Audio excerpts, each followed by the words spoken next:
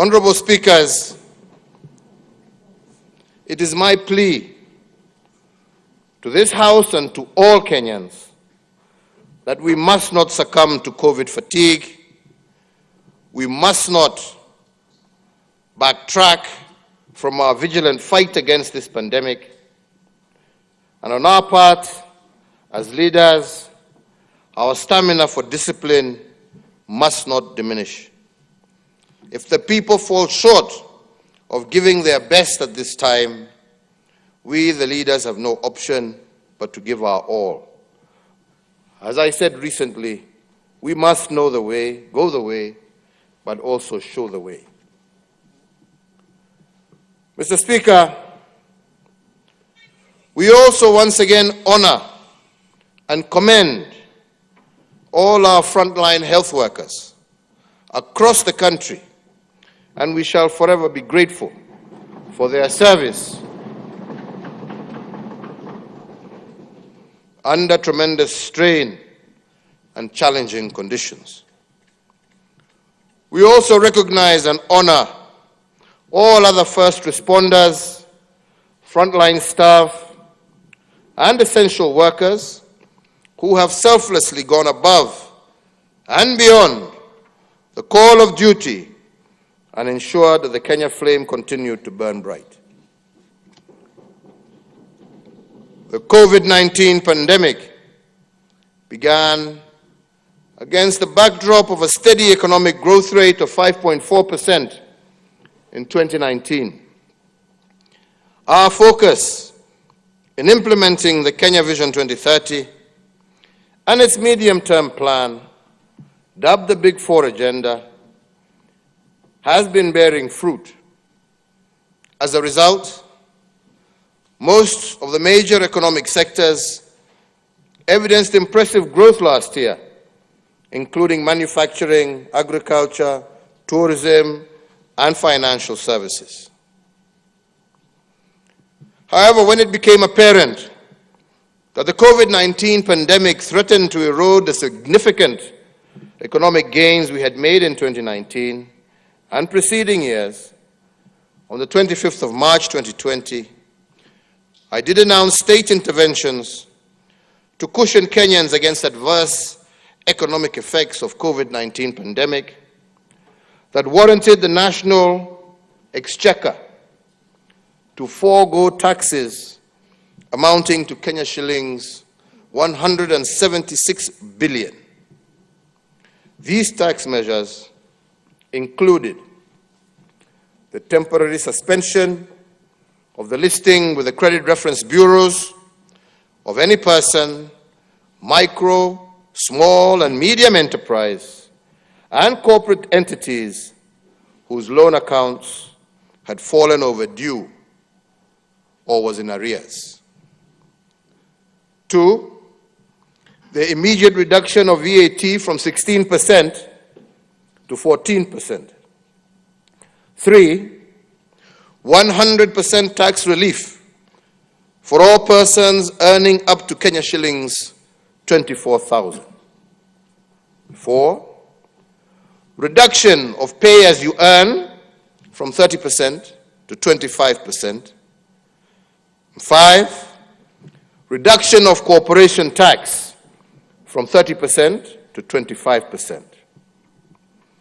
Indeed, number 6, we did also instruct that all ministries were to pay approximately Kenya shillings 13 billion of verified pending bills so as to improve liquidity in the economy and ensure that businesses remained afloat by enhancing their cash flows, with the private sector also being encouraged to clear all outstanding payments owed within themselves. The Kenya Revenue Authority was directed to expedite the payment of all verified VAT refunds claims amounting to Kenya shillings 10 billion within 3 weeks, or in the alternative, allow the offsetting of withholding VAT in order to improve cash flows for businesses. Number 8, that Kenya shillings 6 billion from the Universal Health Coverage Kitty was to be immediately appropriated strictly towards supporting counties and the recruitment of additional health workers to support in the management of the spread of COVID-19.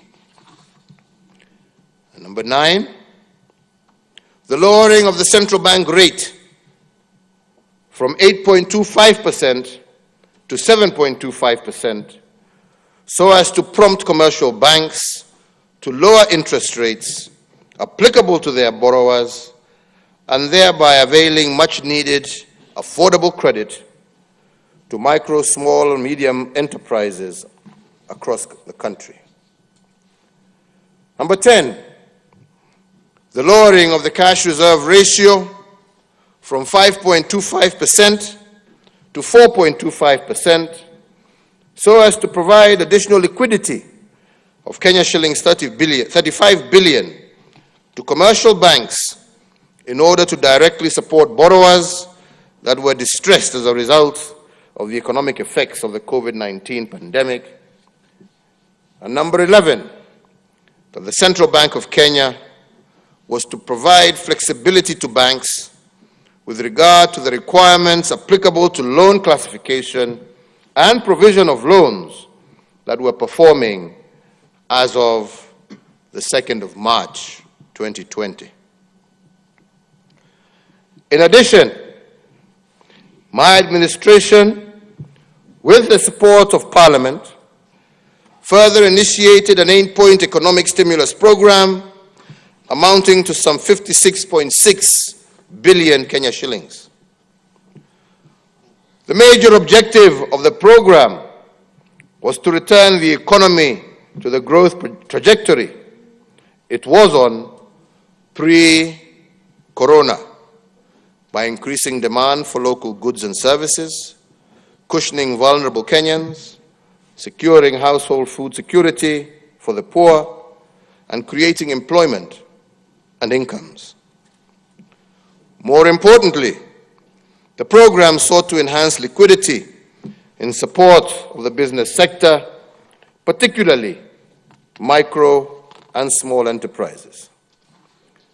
Accordingly, we set aside a further Kenya shillings 5 billion for the operationalization of the credit guarantee scheme.